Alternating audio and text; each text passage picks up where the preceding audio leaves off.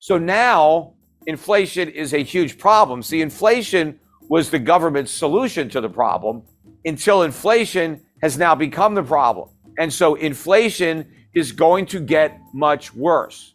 Forget about what these central bankers and politicians are saying about their commitment to fight inflation, how they're resolute and how they're determined no matter what to bring the inflation rate back down to 2%. That's never going to happen.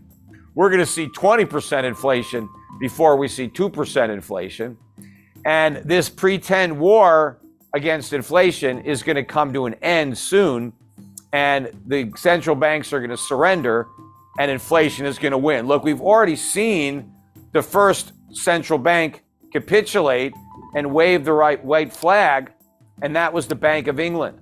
The Bank of England, a week or two ago, was every bit as committed to fighting inflation as the Fed, until the inflation fight threatened a financial crisis, and then they cowered out, turned around, and they're back to quantitative easing.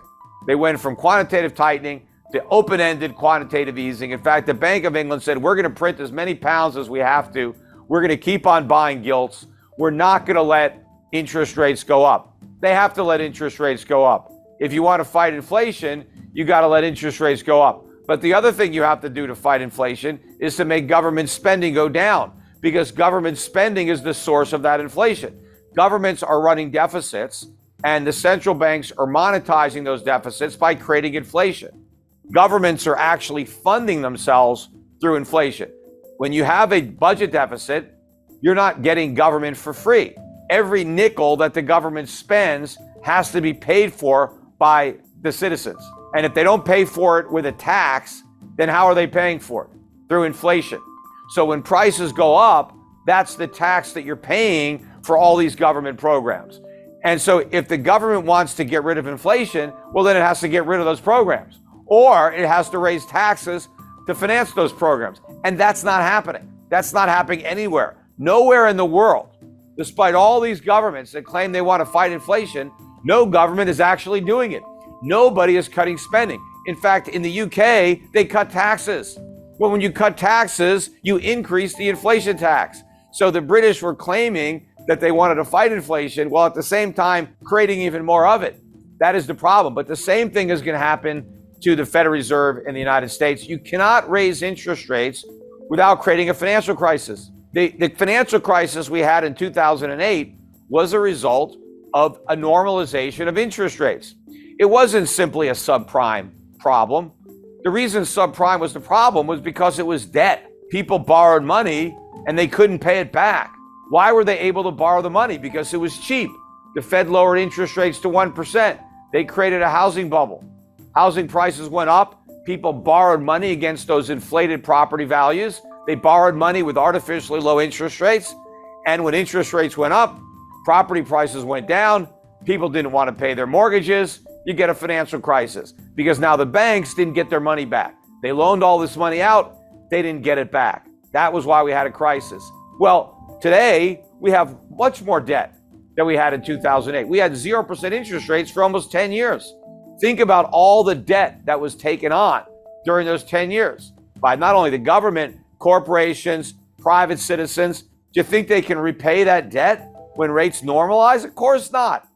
And what happens when rates go up, asset prices come down.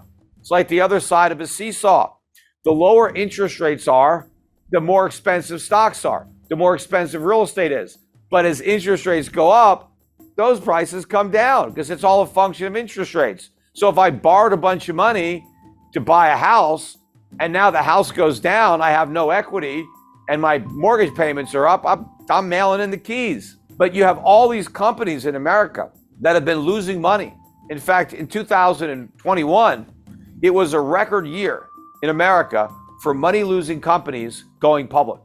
Now, how do all these money-losing companies stay in business? Because the company is supposed to generate a profit to stay in business. How do you lose a bunch of money and still stay in business? How do you pay your employees? How do you pay your rent? Right? How do you do anything? Well, the companies were selling stock to the public. They were raising money by selling stock, and a lot of companies were borrowing money to pay their expenses, taking on debt. But it was all great when rates were at zero, And people were willing to buy these overpriced stocks when rates were at zero. They're not willing to do it when rates are at 4%. And in order to fight inflation, they got to go much higher than 4%.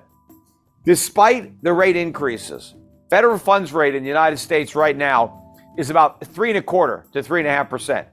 Inflation, even the way the government measures it, is 8.25%. That's negative 5% real interest rates. You're not going to fight inflation with negative 5% rates. You're going to create more inflation. The only way that you can fight inflation with higher interest rates is if the interest rate is higher than the inflation rate.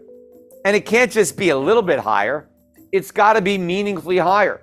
In 1981, when Paul Volcker raised interest rates or allowed interest rates to go up, short-term rates went to 21%. The highest inflation got was 13.5%.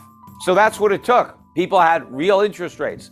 The reason you need that is because you've got to stop people from spending money. That's what's the demand. It's spending. You've got to get people to stop spending and start saving, because that accomplishes two things. It reduces demand, but it increases supply. How does it increase supply? Well, when you spend money, when you save money and you don't spend it, that money can finance capital investment that will lead to more production of goods. And so you increase the supply of goods while decreasing demand for goods, prices can come down or stop going up. That's what you need to do. Now, if interest rates are negative, that is not going to encourage anybody to save. If rates are negative 5%, you're going to lose 5% a year on any money you save. Why the hell would you save? You wouldn't. You're going to spend your money as quickly as you get it. You're not going to save it and lose 5% a year.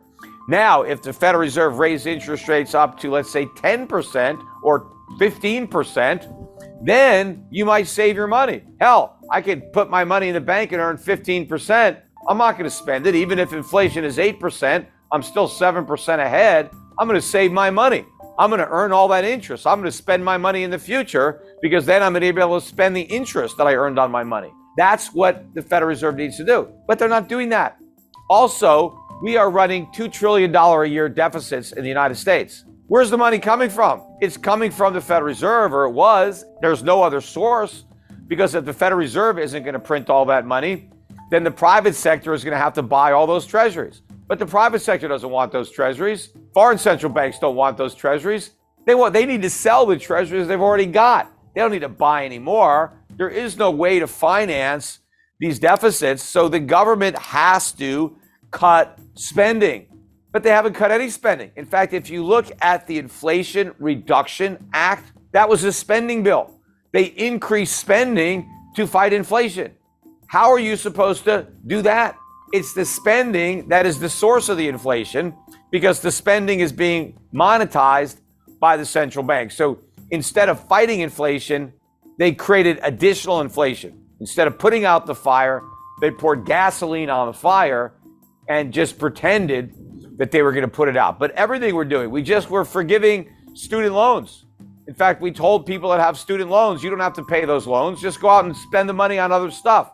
Buy more goods, buy more services, push the prices even higher. You see, the Federal Reserve and other central banks are at an inflection point. They're really in a situation where they're between a rock and a hard place, and they're damned if they do and they're damned if they don't. Because for years, they were able to kick the can down the road by creating inflation and sweeping the problem under the rug. But now that inflation has become the problem, they can't solve the inflation problem by creating more inflation, because the solution to every problem has been inflation. The economy is weak, print money, lower interest rates. Companies are failing, let's bail them out. How do we pay for that? Print money, create inflation. So inflation has been kind of the one-trick pony. It's been a cure-all. Whatever ails us, just inflation is going to be the cure. Well, now that inflation is the disease, where's the cure? There is none. Any more stimulus, and we end up with an overdose. And that is where we are right now. And what's keeping everything going, the reason that we haven't already seen a collapse in the bond market or a collapse in the value of the US dollar, the reason we've had a rally in the dollar is because the world is still has faith in the Federal Reserve. The world still believes that the Federal Reserve is serious about bringing inflation back down to 2% and that it has the ability to bring inflation back down, but it doesn't. Remember, it was the Federal Reserve back in 2008 or 2007 that said not to worry about the subprime market. It was contained. Of course, we saw how contained that was. But even before the subprime problems, they told us there were no problems. They said there wasn't a real estate bubble. And they said even if the real estate prices went down, it wouldn't hurt the economy because it was so strong. So the Fed has a very bad track record. And more recently, with respect to inflation, first the Federal Reserve said we didn't have enough inflation. Then when inflation got to 2%, they said, oh, well, we need to have it a little bit higher than 2% to make up for all the years that it was a little bit below 2%. And then when it got much higher than 2%, they said, don't worry about it, it's transitory. It's all going to go away on its own. And they said that for a year as inflation got worse and worse and worse until they finally admitted that it wasn't transitory. And so now they're claiming that they're going to solve the problem. But that's another lie. It's just like the transitory lie. They knew inflation wasn't transitory, so why didn't they admit it? Because they couldn't fight it. Because they knew that fighting inflation would crash the house of cards that was built on a foundation of inflation. Everything the Federal Reserve has done has been to artificially prop up an overly leveraged economy. Well, the minute they try to fight inflation, they knock out those props and everything comes collapsing down. That's why they pretended it was transitory, because they didn't have the guts to do something about it. It was only when the problem became such a big political, hot potato, and everybody was worried about inflation, that the Federal Reserve finally said, okay, we're going to do something about reining in inflation, but they don't have the ability to actually live up to those commitments. Now they can pretend and they can hope that inflation just goes back down to 2% all by itself, because they're talking about how committed they are to bringing it down, but they can't do it without creating a financial crisis. In fact, the rate hikes that they've already delivered, even if there's nothing else behind it, will create a financial crisis. It's just a question of how much time. See, it already happened in the UK, or would have happened, and we're very close to that point now.